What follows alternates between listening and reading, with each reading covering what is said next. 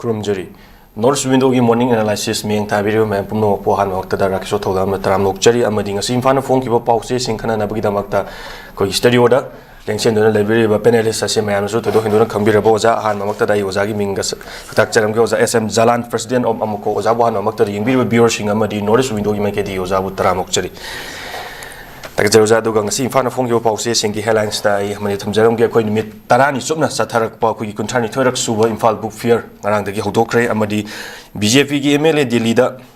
Mifam Panto Kiba, Adu State Asigi Soko Torangi, Amadi Santi, Hanzelakna Bani, Haina, Hiroki Dragi, TS Radisama Fondokre, Duga, ITV Singjum the Sangba, Hokre, for Waxaw Kai, Duga, Zaina Hanba, Point the Laxan, you see a Kogi BJP leader Singna, Awagi, Akanma Wafam. Tamlakpada MLA Singh Amadi Humangkangna Kre Lengak Siem Dringaida Hana Nungsinako Hana Leramiba Akogi Santi gi Fibam Amadi Leramiba Akoi Manipur gi Ingtappa Nuksisana Leramba Asi Hana Leiko State ki Akogi Lenga Asi Anoba Lenga Ama Siemba the Gidi Hana Nungsinana Leiko Hibagi Wafam Sina main point in a Tamaking and Numit Nini Changna Akoi Delida Akogi BJP gi leader singna akoi Manipur gi MLA sing amadi even akoi Chief Minister Hanoi Biramba Nongthombam JN Biren Singh su yauna kaukiba mifam adu da su akoi lengak siemba da gidi hana nusinaba amadi santi porakba ama oceanu haibagi ama su akoi thamaki aduga MLA sing bo akoi mahiroi amagumna onthoga akoi gi cross pangthokiba MLA sing adu akoi gi Congress ki Megasandra ni BJP bu karimna kremasi gi matan waza hanbo na karim motambiningi aduga akoi MLA singbo akoi gi mahiru emagi type ta phanda akoi korokoi na famhalaga even akoi gi lenga akoi state asigi chief minister oibiramba Sri Nongthombam N Biren Singh su akoi gi satra amagum na light akoi gi bench samda famhalaga mamangda akoi gi ruling gi leader anina akoi gi watai sangthai gi adugi point se akoi gi public sing amadi Yangviriba, I think Miams in a so okay, Tongan Honki, Amatambi, Masi Matana Karimo Tambini, Hanwin. Masi Yakage Wabudi Yamna Toina Akwegi Madubu Wara Hina Hibia Suya, Nakalamuram Dabuti. Ado Madubu Wara Hibatu Nate Akwegi. Masi akogi kanoni akogi matter of dignity ni koi state sigi miyam gi ikai khumna baga mari leina ba wafam ni koi state sigi adugumba legislature singcha akogi miyam gi adumba mandate ni miyam gi mihut ni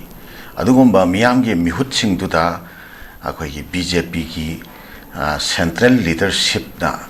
makoi da tawriba treatto makoi da tawriba treatment do madu akogi privilege akogi dignity akogi honor sirishida yamna chauna asoba akogi ningba kainingai oiba gesture amani ningba kainingai oiba thong amani na adumana lobu yai ahanbada makogi sitting arrangement se masi namthina akogi lebak macha tati MLA sing Mantri sing Pamali Mongs. Akoi Puramagna Koina Kangi Bharati Adugumba Indian Freedom Movement Gi Aduguma Lusingba Akoi Gandhiji Natagana Indian National Congress Matam Dukiko New Sing Akoi London da Bilata Akoi Kauraga Akoi Wari Watai Sanabagi Tankna Single Laboda Akoi history that Tenari round table conference in a go round table conference the Saru Yaki and go Swaina Akoi state Sigi Parso Patraso Akoi Chief Minister Wairamba Adugumba Mio Yauri Adegi Akoi Sangna Tam Taruk Tare La Karaba Adumba veteran Noiba Dugumba Akoi legislature Sing Yauri Adegi Akoi Station Dongan Kendra Mamgi Mute Naktanevako says Sadisi. Adokoi Central BJP Pamiba BL Santosam Swing Sampit Patrakana Hakana Mokoisi Kanonate JP Natagu Pobodate Adagi Home Minister Amit Sahasu Nateroko Mokoisi ado makoi si akoi party gi adu ba keno amane ba akoi gi party organization gi adu gomba mioi sing ne ba adu su middle class gi adu ba mioi sing ne ba di makoi su thaudar oi ne hetare prime minister gi natraga Amit Shah gi natraga Nadda gi thaudar oi ne ba makoi su moi gi under the behest of under the instruction of JP Nadda president BJP ko aduga akogi Amit Shah adugi instruction makhada mo khoiso faminaba aduma thaudar oine ko adugum badugi level da state amagi chief minister oira baba aduma mioi ari tam ka kar aba dugi state sile da akogi achoba portfolio of fine mantri oira baba mele myam adugi si akogi angangi band samada phamalaga mamangda sat ozana phamaga kano thobogi type da lagla shu ta ko type da we yeng boda yam mong ta khidre madumati ekhoi tasengna hara kan masidi ai gi ba lanai opinion ni akhoi daga madugumba akhoi na kai gumba tanjam da akhoi daga tugumba thengnare na khanba ta ga de pham du dagi hogat laga ai pham du yaw da be skip toraga lakani so ba thoi usitaba manner na hairamaga ko hogat laga lakpham thoi lakadabani adugi yam thongdu yam phajate yam nungaite amasi ama kano to bugi wanate allegation to bugi wati nate adu mokhoi si akoi state si pride ni akoi gi miam gi mai ne ba akoi gi mihut ne akoi gi mandate ne sumai tit tor pa se nungaite sema lagi ani subada makhoi da thamai bu wafam se makhoi da thamai bu wafam se nakoi state sida akoi peace hanjanna ba BJP MLA sing ji work to so nangi kanglup to nangna senaru so sikari somadi state sida lairiba issue se law and order ga mari leina ba issue sibu akoi state ki executive na mase dil tawdadna aduma MLA sing du di legislature ne ba akoi de legislative power khakta ne ba government paira kanda government leira kanda akoi da executive power do paidori ne ba hoja hojikti executive power si Raj Bhavan da leyeba governor gi da leyeba chief secretary da leyeba DGP da leyeba makoina tawgadaba thabak ni state sida law and order hanjalan ba peace hanjalan ba se moi gi thabak ne ba ado state sida law and order hanjalan na ba peace hanjalan na ba mari leina na paikhat ka da ba state executive ki thabak adu paikhat na ba gi da makta popular government nama laira kanda popular government duna tongan ba section sing do tongan ne engage tawraga comprehensive poiba action program paikhatna lakna ba adugi poram pomitu yatlaga center ga in coordination da in cooperation da thawak paikhatna nabi poram pomit ama lakadra haina koi state chi miyam na khorang na popular government lakwa ngairaga ngasi BJP gi MLA sing do noi gi jaga da peace program na bahanu khonaru kho hai basidi masi akhoi ngayon bhamda nga sian ba ngai ba hai ba pro nga sian ba ngai ba gi thongdu manatri pra state sida akhoi 6 schedule gi makhada territorial council akhoi progna na ba chingi aduga tamgi tongan akhoi tongan ba administration progna ba sim masana tana lakpa administration ma lakna na ba gi adumaina akhoi inthuo ga thamba adugi poram pomit ama nati haigado rivraba ara akhoi sire peace purakna na bahana honaru ko haibase peace purakpada changi basi nasai gi separate administration gi BJP gi manungda lairiba adugumba MLA singduna tawriba demand se masi yanaba purakpadu natraba hoi akhoi gi sida akhoi misunderstanding dagi haigadra akhoi gi sida tongan ba akhoi magi aspiration da tongnar pa thok tagi haigadra akhoi violence ki waiba thok thokre ba the violence to the akoi self restraint nakal ani makti self restraint aduga adum wadna rakpa aduga tanthana rakpa aduga akoi self restraint tawna rakpa government su intervention khara tawrakpa khitang di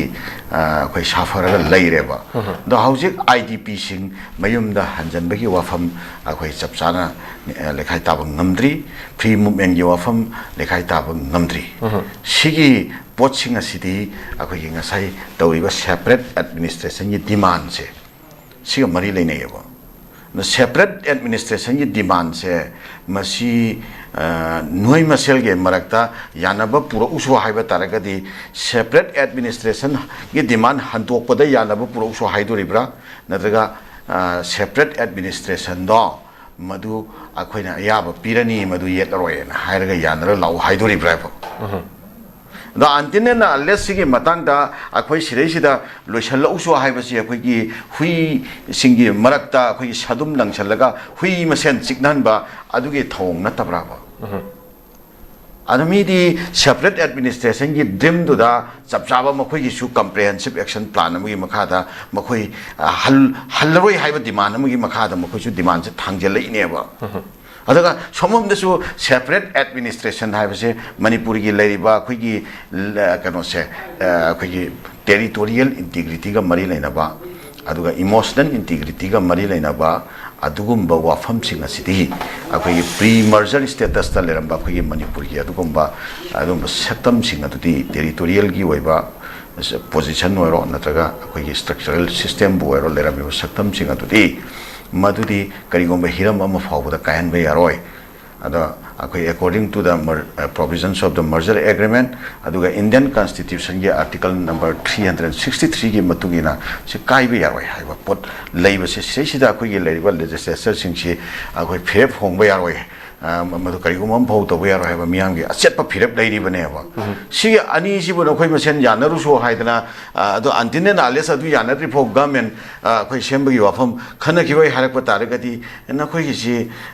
tanbadi nate leibadi kaya nungaira roi haiba adugi wahi du oidri brava anundi Jammu Kashmir type ta akoi sida akoi assembly animated suspension do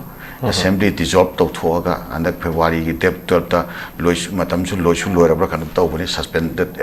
animation gi timing si sei continuation yaroi constitutional lapses later ni dissolve to ra ani dissolve to matung da matam khara center gi rule makhada manipur se thamjal laga ada ultimately manipur gi tonganba akoi tongan taba adugumba saktam mama ai waroi senda lakna bagi poram do madu handagi satharaiba thong sing si yengaga aduga hauji hairaiba wahi sing si yengaga chapchan tai shwai sida asuk yamna dignity yautana center da leiba BJP ge leadership na khoi leadership sida tork pase masida khoi BJP ge state ki khoi ge legislature sing naga peace work na ba akoi haire aduna peace sine hena maru oi lingak sembadagi gaina ga hairaga siramu akoi prajada sumaina akoi gi center gi leriba leadership duna thambiri wafam se justify to bagi wafam ga hairak pase hainarak ba yaurak ba haitare ko masi kan akoi na khanbada madu kan akoi layok thibani masi tawriba thong se masi it's a matter of the privilege of the state, it's a matter of the dignity of the state and our people koi miyam siga state siga ani sira to pa choba koi ki keromani alma jam serious hoina masi koi na khanmam thoi ana center gi BJP ge losing sina thangai ba pose masi hana da gi su akoi hek 23rd May ko sorry 3rd May 2023 ko sigi sirishiragi hauraga uji phawda li sang chena manipurda koi balance am thuna lephan na ba tawkhidaba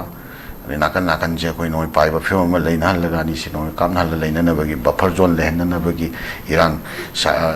control tawna na ba koi central paramilitary force and the army leime am chena khud ta intervention phajana lobi khidaba khotpi khidaba so me am ji dagi IDP gi issues uji phawba phajana settle tawbang namdaba then akhoi imphal da leramba kuki gi missing imphal da protection piraga thambang ngam khidaba chelhan khiba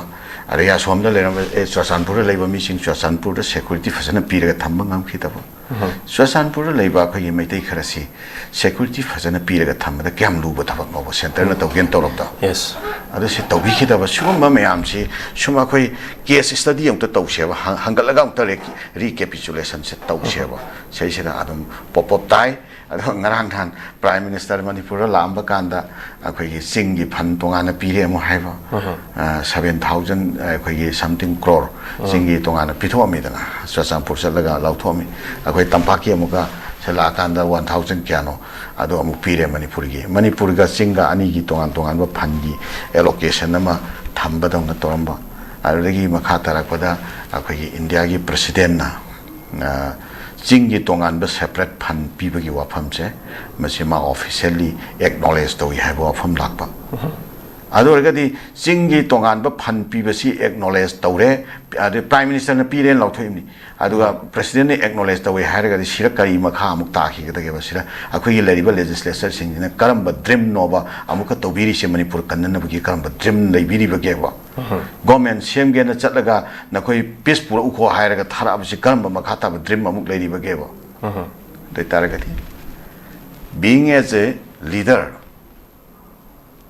of the state of Manipur nakhoi responsibility lobiro prajaga loinana chatpiro aduga akhoi chapchaba prajaga loinana akhoi frep loraga adumba Manipur kainna ba silakpa yaba thabuk thong singi mayakta akhoi chapchana lepsi aduga akhoi gi people side yamna masak thokpa yamna clear oiba stand ama khak loraga akhoi gi lejariba miyam je punsallanaba अखोई महौसादगी लेजरक्पा pre merger status ता लेजरक्पा अखोई administrative की ओइबा territory की ओइबा फिवम से कायहंदनबा अदुदा commitment लेतबा अदुदा यामना चिंगनानिंगाई ओइबा थौंग चथरिबा अदुगुंबा कांगलुप सिंगदो अदुगी मायोक्ता अखोई मियाम की कन्वेंशन ग लोइना वारेप लौरा कांदा अखोई की ओइबा खोंथांग सेमना चुंगनी हाबा सिगी वाखलोन से सुमाइना इकाई खमना हंगत चनिंगे हेतारे Tagachayuza, may Wangsa Marik Sum Tamzeri, Akogi, Sahishida, Akogi, India Lenga, Siki, Prime Minister Narendra Modi Shulame, Aduga, Narang Hansu, Presidela, own but Santi Lakba, Iram Damama Purakadra, Hanasu Kalui, Presidela, Matunda, Akogi, State Asigi, MLA Minister, Adagi, Ivan Akogi, Chief Minister, Viramba Singh Su, Akoi, Anova, Lenga Ama, Sweden Lani, Hana. Expectation toroga chaluba adu santi hana purakho hana nusinago hairaga halaya muksu koina khalubana ma oirakpana ama haibjani koi praja singi thamoi dojik leiribase amto masigi wahang sida supplement oina ja santi purakho hana nusinago haibosi akoi kuki gi MLA sing adagi akoi tampaki MLA sing koi Delhi chatpada koi kuki gi MLA ani koi saruk yadi habugi su koi source matungi koi pau phangje dubu MLA singasi hojik Delhi da unaragasu kogi imfan tampak mayol sida unabagi kudong sabadi hoji fogi oinadi leitabo mali masi kanana convince tongnarakanda santi purakna ba hanagi fibam da nusinana ba je hana kanana arrangement tawiga dawribano masi kayang kuina muk changi gani karingba if santi purakpang ngamdragadi hanagi mafam da muk nusinaba ngamdragadi tha kya yi matung da muk Delhi da la ona muk korka dawribano ja masi kanana convince tawbiga dabano habsing tangju thambiramu How's she same political party ma? Gi manung da laiba MLA group ani habatare. Ad amana koi separate administration PU haragas thokra. Look amana yaroi haraga lehuba. Sigi marakta BJP party ki oiba warep ama lauraga warep in the warep to magi leriba legislature singdu loine ilhannaba warep ama lauraga warep singdu illu haiba ngamdriba center ki BJP ki leadership sibu akhoi gi miyam chiri sida khaibung sanaba policy tawena akhoi na Hyderabad kari haiga dorim noba kayam koina sumaina akhoi gi miyam cha apang siba che akhoi yaki che ani noba political party amane aba BJP harisi magi manungda leiba MLA singdo magi party duna lepa warep se follow to da bataragadi anti party gi oiba mai mathakte apply toraga chathaka da banatraba magi oiba warep ama leifam thoktraba Manipur separate administration tauni harasu tauroi harasu mai warep am layobo adu warep to follow to daba adu mayok to wangang bu anti party ki oiba wangang ba discipline to ga ba anti disciplinary oiba mai action mai mathak apply to hom thok tra ba adu mai same party du gi manung da laiba MLA sing du gi wafam to phobo wayan bang ngam de habasi masi akoi si miyam se nam thak to na tro akoi miyam se nam thak to ri bani Shif how would I make up 2 hours here? Haragadi, low area have 1 year, which as Karia salary gave us ship how da. A towning toxono. Akwe, I don't know, police sing to give my octadi. Akwe, miamse, with convention. Mass people get convention galoin, akwe, stand to him talk to a quick historical right. Quick constitutional right to the Makta. Mado akoigi political leaders sing lit to bitraga kanana to buturino power political leaders sing makutegi natro lakaturi si civil society ki level de yaroi akoi civil society organize civil society ne yaroi usi siadu ki civil society ki magi perspective to magi kanoda magi level du ki beyond the success usi Civil society ne na tori basing shu hojikti mage kanglup ki wena civil society oina gre dana yengo ba nagagi civil society hai gre kuki ki civil society hai gre matam amada akhoi gi manipur gi ni haina all manipur gi hairamba akhoi gi lup khara leicharam basu Nasidi, akhoi maitei kanglup ki kuki ga wari hana ga dorim nena Delhi da ko bakanda all manipuri ga haram lup sing dusu maitei represent tawra ga chathokre all manipuri ge lup krai ta leiri ke manipur haiba identity se manipur haiba du ba akhoi ki kano se entity se sigi collective entity se sigi da makta work to ba krai leiri ke kana leiri ke ado civil society ke level da yararoi Political leadership na Manipur se punsan gado bani Manipur se tasan gadami madugi damak ta chapchaba tha to political leadership na to gadami to magi kanglup ki tongan be aspirations leiba mayam se masi ki oiba akhoi collective oiba common oiba adumba kenoma akhoi lambi ma sagat gi thabak se political leadership na to gadami ana hauje Manipur se kaihan na baki adugumba Manipur kaihalloi haiba tarakasu nangi kanglup ki miyam do nang control to so haiba se kari no haba kanan control to dori ge usupo MLA control to bungam bro MLA sing do na da phamu haiba da phamhau da ba matamda ayeng nongalaga ni mayum thugai ge harakani mai miyam sing to no shi where se khango wane ba no city ta sengna da khoi gi miyam chen nam thak to bani makhoi gi hanana lauraba phire pama hanana predeterminate oiraba adu makhoi gi oiba staff leiraba matungda akhoi gi miyam da mitta upun chai salakanda masi unavoidable oiba circumstance ta gi lakpa outcome amani haina shumaina akhoi gi miyam sida akhoi explanation pina na bagi damakta matam khara loba aduga akhoi gi miyam seisida namthak toba adumba thongni BJP gi center gi leadership na thangi ba khongthang se na sumaina hainingi adu makha tarakpada akhoi gi miyam se gi common aspirations ta yumpham oira kanda peace and harmony aduga development aduga akhoi solidarity fraternity brotherhood oneness, coexistence, shared destiny. Madai da yumpham oiba adumba anauba political mindset ma akoi across the community line akoi political leaders sing kok chumchan raga sagat kadobani adugumba akoi platform aduna manipur gi adugumba keno ase akoi interest se protect togadobani defend togadobani center dagi natragana any side dagi akhoi sira mabuk shape na thangjala pa khongthang khudingmak adugumba akhoi ge miyam ge power da miyam ge mandate ta akhoi collective people akhoi manipur ge people ge mandate ta leiriba dugumba collective political platform dona defend tongna bagi thorang logadabani masigumba phibam amada akhoi leiriba miyam se masige movement ma koina adum leadership dugi makhada koina sagalaga akhoi future kalhongna na ba hona ba natragadi center na thaiba langsidi nomadraga nomade state within the state ke manungda no ba state ama pokpa akhoi 6th schedule gi matangda akhoi territorial council pokpa just like Bodoland Territorial Council natraga Karbi Anglong Autonomous Council ko po laiki wa shumaina akhoi sese sulerak pagi mamidu akhoi sum tamae sena wa madu akhoi imminent waina akhoi nomade thoaga doroba pot ama waina urakpagum tawsale masi yamna alarming moiba situation lamani haba adi opinion do ai kai kumna na hangat chake yam taka chanina mek yam chumna mek yam sengna ju thambi gre india lenga na phana koida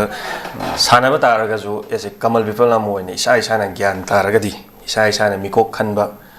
akoina khandoriba mire pasi karamba mino habdu munna khangaga di asigum masi matungda ju thorot tabasu oisanu aduga oza ani subda lakching je koi idp sing December 4 gi manungda hanjan hannabagi haiba demand se akoi council aduna kokomi gi thongmi sing na koi moirangi relief camp da ngarang se akoi hingjare krisa tharak pa se akoi ngasi ga thanu mi tara taru ni sure adubu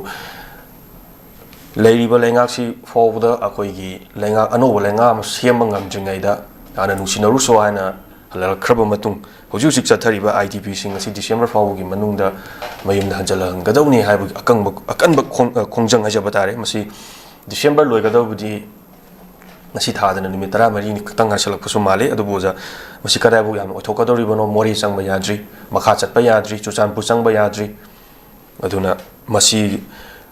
kiyamuk yamna oithokpa yaba wafam oigadoribano amari koi kokomi gi thongmi singna changjaliba khongjang asi maipa kadoribra adubu adumak waraga khongpham asi hantorkadoribra haibadu relief camp idp singi wahangsu oiri amadi praja singi kan ba wahangam so thamlai uza masi kari hani yengba ya uza hauji akhoi gi idp singi oiba makoi gi pain aduga makoi soros aduga makoi grievances aduga makoi gi mitte gi tariba piga mari leinaba adu mamoi gi thamoi de gi thorpa aduga mamoi gi tengtha khol hai tare masiga mari leinaba wafam se masidi akhoi being as a human akhoi am seriously akhoi lofam thoi akhoi punamakna madugi wakhalon daida akhoi solidarity makhoi sound sida makhoi kano sida akhoi solidarity with solidarity ga loina na masi akhoi moi men se akhoi thona pham thoi akhoi support to pham thoi tawsu tawri akhoi su support tawri moral ground su support tawi mathau taraga di akhoi physical ground su akhoi support tawna na stand tawi duga kokomi na sanction biriba movement si su akhoi masi akhoi na su endorse tawjari akhoi na su support tawjari ko tabu swai da akhoi na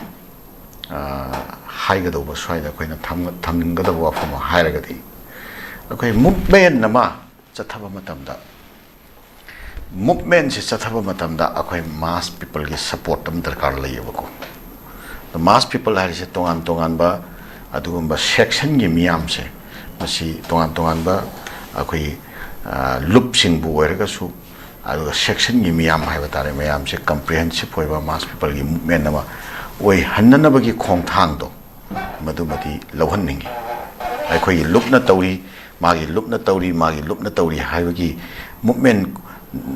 do nataba amasi akhoi mass people gi comprehensive hoiba movement amaka oirakna ba adu khongthang do madu mang jingnaga thorang lobi basingna madu kanglon du da akhoi khong thangan ningbagi apamba akhoi da lei akhoi thangde natraga tawde habagi wafam makti na sade tawdabu akhoi mamang da su he movement je tongnara kanda akhoi movement budi dum tawwa tawdabu akhoi yamna ka hen effective hoiba mass people gi hekta akhoi gi street ta hekta thak nikpa adugi akhoi mamang da leihiba that kind of movement do madu yorokpagi momentum dumati he oi phataba lagi atopa amana movement si sum phajana sum tawnaramaga akhoi gi kanoda Delhi da karida amada invite tore colleague na hire kanda Delhi da mo hek chat khiba aduna movement do Delhi chali sigi karino na mayam se mayon do adom da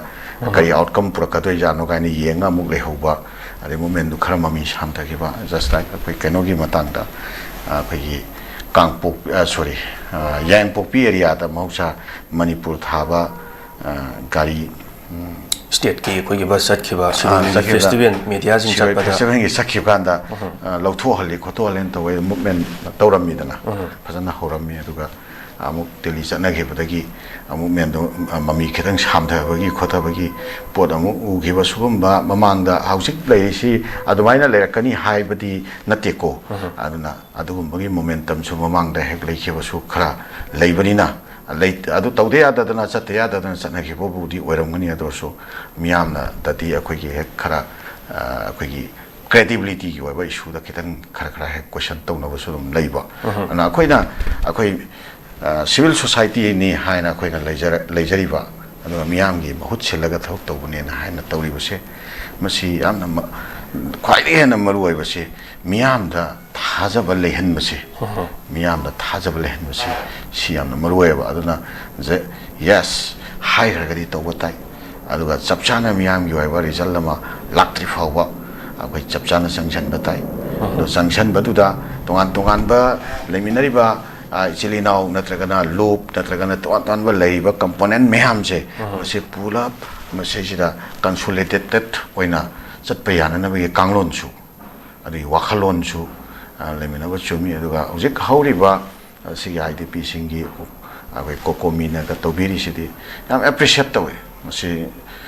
just and right cause di akoi ko tawde yadaba ada sige voice di akanba voice when gadobani adum wehla legadamni akhoi idp singsi shumaina tawraga deprive tawdun leire mukoi right and privilege masagi maramdam da makoi refugee oina leire masi india government na makoi ba masagi mayumda right to settlement se restore topang ngamdre habse masti sigi sound sidi malyam sin bathungna koi tanbam thoi koi sigi sound sidi topam thoi aba sigi wakhalon sigi wafum si ai simasu kai khumna nei haga chage nam chummeja akoi as a responsibility am oina public ki amadi idp singi isa gi ramdam da isana lanjenaraga leiba asi nungaiba thaba isa da thokte haidina su hena akoi da nungnang pokta sisu amarom da su phatte amrandi idp singi mut silaka cheliba akoi komi gi thongmi sina se tawbiri ba sisu ikai am ikai khumna ningai ni adu mamang da hokhiba akoi thokhiba thodok kharana public ki thamiba thajaba asi akoi gi he mangi gumba tawbudu hanta kisidadi manghan bidana ba talibu demand se fangnaba tawsi habduni jan thamijura aduga ai mathangda lakchani phone sina koi manipur police singi mapangan kangkhalaknaba activist sing light koi gi drone sinaba wafam adari ai tool sinaba gi wafam sing asi phongdokre police singi surveillance sing hengat hanan bagi wafam sing manipur police singi mapangan kangkhalnaba haibai wafam sing asi koi ngarang governor na koi order ma thok rai jaba tare lai koi gi 2023 gi May 3 dagi thokiba irang singda koi manipur police singi koi gi order fangdaba khutta power pairaga su order fangdaba na sinaba ya kitaba amadi parja singna khoirang ko shongnoba hela kanda koi manipur police sing sidi koi gi tamdana ma chingdana ma koi gi tampaktana ma chingdana ma haiduni tampaktana kanba ching yoraga na hek sonthaba kaina ga koi gi public ta leiba koi gi wakan nungaitaba se koi manipur police ki pangan son ba haiba tare yam sing na haiba tare ga pangan soli ba je kangkhatna ba koi gi tongan ba anoba koi gi drone season ba amadi ai tool sing sinaba gi wafam sing ase koi governor su thangre light koi gi manipur police ase koi active service ma tawro kan koi activity oiba di wat ba haijaba tare active oiba wat pa na maram oiga praja sing na zu makoi da thami ba thajaba ase adum ona taina burum da dum lak ba masi governor na koi gi activist sing henkatna ba mapangan kangkhatna ba gi sumba anoba koi gi khongthang ama lak ba se kitang istule tengdaman bra haibaduni public ki do kenoji o wakalon ji so do masi kamani yeng ba ya masi kai kamaina address to do no kamaina opinion pi ga do no ajo masi kitang confused away ado adum thamoi da leibado dum haijage ko sidi drone natraga artificial intelligence police ta equip to raga so Madubu Sizinnagadoriba Magi man power to. Madu Magi Kanodo mind to Magi Kanodo Fasana effective way tragedy. Yes. How do Fasana activate to tragedy? Other systematically work to tragedy. Other sincerely work to tragedy. Karaf Natraga malpractice yaudana work to tragedy. Aduga Masagi Matauda efficiency and decency work to tragedy. Artificial intelligence to Ado had Manaka Kinjala Tamasu Matauto Hajarivoco. Yes. The Hanashu Manipur police star sophisticated waiver intelligence ki equipment me amama later banati. Me yama sumaina suspected waiver me yama lady Hakanda suspected waiver me to Madugi eye scan my Aadhaar de yawa eye scan to link to the me to Kadai the labor Haina Tiraga world any mafam amada labor do Madu satellite ki link ta Madugi canosing do Fasana search to Wagi Magi system do mechanism do Barata later bani Manipur so do get potching to Hanana later banigo Ado Kayam Yamna Kayumatamda state na Natraga Kayumatamda center na Home Ministry na Natraga Defense Ministry na Natraga Tongan be NIA ro gumbana yam sensitive point na loba Adumba yam threat win a loba Adumba shooting later the hexi potching effectively handle Toroposodum Tenabiram Gani Mayamako. Ado most of the cases Akoi Manipurda Masi potching effectively handle Togi potch late there. Nakoi Ladiba Akoi police forces particularly XYZ Kanagumba Akoi police personnel is in house in the allegation Tozavagi Wadi Natiko. Akoi entire system je police forces ki entire system je masi kirang masi yadre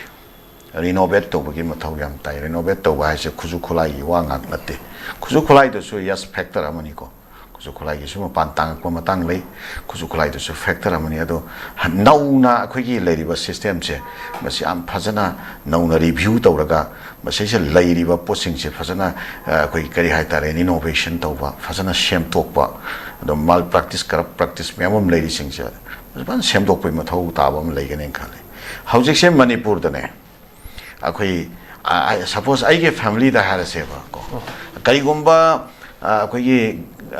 kari hai tare kari gumba injustice sama I gonda leiraba I want the Kanagumana law se violate to the Kanagumana Kayom Tore Natraga injustice lady and Hamatamda me sings in a police station the Salaga justice Pangani Habigi Tazabase Mashi Sada Yang Haigi Sang Po with Hazaba Libra with states. She states lady ba Makok Tonga police personnel singer, police officer singer, respected police officer singer. Being as a responsible police officer. Si Pazana review Tauragasi Kanaba Yaba Kanafam Topo Polam Way Brasini. Karamba even me Hatpaki case yauna.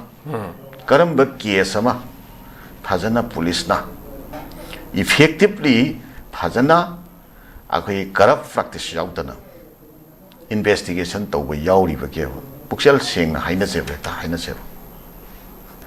Adum ifong pong na Koi Sien Tum Nadum Menaraga, Kukan Bangan Manadum, even Kukan Bangalagadi Sien Tum Menaragadi Konaragadi, me Hapadu Power Machin Taiduoga, Adum Skepto Nari Vasira. Among this way, incident Kara, Gi Tawapot, I point Torga, I Tamzava Lake, and I quite particular kind of Natiko, public interest, Miam interest, Tamzabaki Wani, Ado. Yam no ending ba kaining I now station that Zapu Kaiguma Tau Mazama gets at you. Yam Pong Nane, Hanadi Kirker Lord and Lord Nabutonga and Branca, who's the Pong Nane. I don't know him to put out or say. She's the lane area. She put she Shem took Nanaba. I do state key police force, must see discipline force, Pazana way Nava. I do yam clean way ba. I do department no Henava. Aduga Jingtam Animakta effectively worked over Gamba, Adumba sophisticated Weba Dugumba, yamna effective oiba yamna discipline oiba aduma department nama oinanaba adugi hiram daida governor na akhanaba ming samaga sangaga thak paikhat pirak poi taragadi magi thabaksi yamna anauba yamna khoi dimensional oiba yamna effective oiba adumba ko remarkable oiba aduma khongthang ama governor na paikhat pire hana logodobuni adu potu nate adu khoi manipur gi su governor si yamni kai khumna na khoina khanjerami to pa state te karida adu india gi oiba aso vibhag paibi dana yamna di administrative ki oiba yamna excellent oiba magi past experience leiraba adu mamiyo yamani adu manipur da leiriba akhoi governance leiba bureaucracy gi mindset pu oiro natraga akhoi gi corrupt practice ki bu oiro natraga na akhoi gi long vision ma yaw tana comprehensive oiba vision ma yaw tana thabak taunariba si system che yamna fajana systematic oiba akhoi kenoma corrective measures ade anuba ohongba administrative akhoi system ma reforms khara akhoi lakadra haina akhoi na taunaramani the hojikti akhoi kano sing officers sing sisu akhoi sum yengjabada no mayam su sum hainar pada loina kon thung dabagi anuba piar matam sira kon thung dabagi anuba tendency ma kha haigal phasana haigal the governor su akhoi gi aisho matam lenba lakpani adum aisho adum hanji ni session lai ri ai loina ka su toru ya ponte adagi chumakra di gaina khanba kumbagi mong ama sum mami tai hajari ba governor gi su the police force ta aroi ba in haijaning budi drone pirakpa yamna phai AI season rakani haba yamna phai do kayam kanaga dori ge nga sai hari ba magi manungi mathibong mu yam do chumdraga di sigi kanaba leigadra sini questions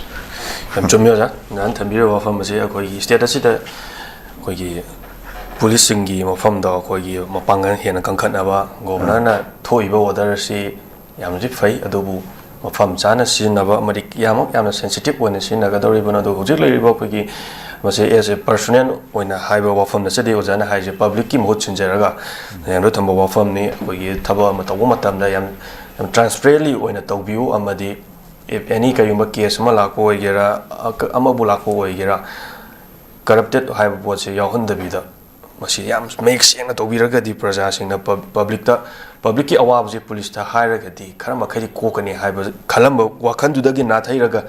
moida hairaga kyam oidori bona moida hairaga paisa hana hairakani khara tawroma haiba se hojik matam dadi common word oina oire sa thakna ba khara tawroma haiba wai se masi yam khoigi kayumba case masam sa matam do oiraga so masi common word am oire kasu masijada ikai hangoi ningai oidre khara torom haiba waisina laiba case panba case thama thanga chaba laiba mi juju masana khangna cha thakna bani haina dum hairak traga jo dum bisan bagi masi culture am lei masi adu as a governor am oina state sigi khoi gi state sigi governor am oina thoklaiba khoi gi state ki policing ni mapangang kangkhana ba si yam transparently oina sinabiba amadi public na police ta thamiba thajadaba si hena thajahabagi anoba romda ama plaga di amuka su hena mapangang kangkhat pasu oisunu habagi ofam din thambiri se rosalaba da thaga chari ozagi chilaba matam kya kai thokpi dona ngasi morning analysis asi mapung pham bagi da makta amadi yengbiba bureau sing busu aroi bada rakso togam krumjari Nurse singidamak achoba opportunity ama puduna lakchari madudi hauzik Malaysia na Indian nurse singi oiba khudong chaba pinabagi damak midyang changlakli vc nursing loiraba chahi ahumdagi tadana experience leiraba miyoi singna khudong chaba asi lobiho khudong chaba adudi thagi oiva salary 1 lakh overtime incentive free accommodation ticketing amasung long term visa asina chingba khudong chaba sing asi fangbigani akupa marol gidamak makada pizariba 7005273217 natraga 7005063196 ta contact tawiro natraga aikhogi office Northeast Window TV building hata New Chakun Road ta lengsen birau